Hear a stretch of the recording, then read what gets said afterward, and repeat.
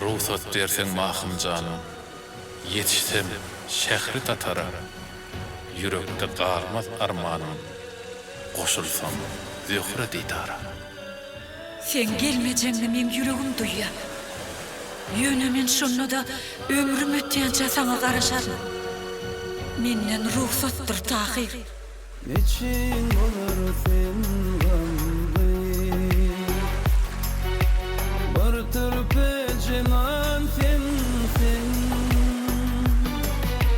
bağlarda asıllandı.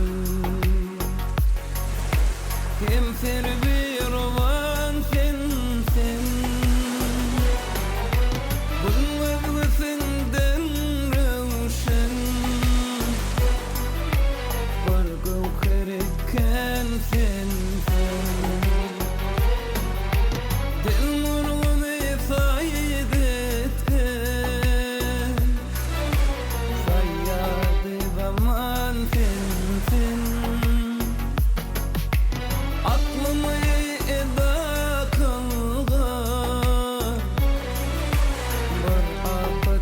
Can sen.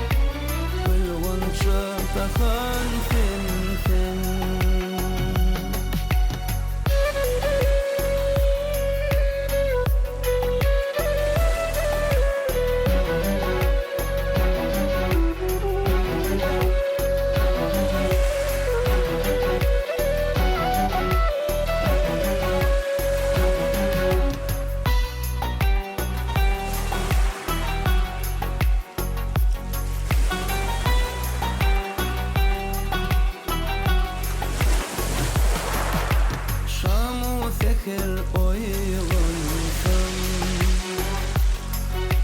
könglimde senin yadın, ebretip aşkın, kalmana feryadın, sıynamda edap olma, yakan oldum. Neyleyin vasalımın,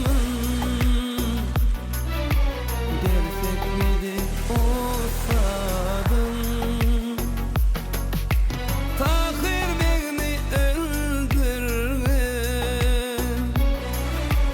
ah kolları kan sen. Bir afatı can sen.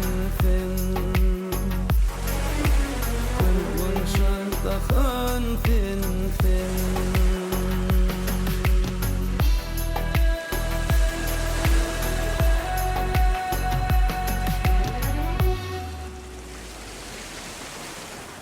Hoş kalma.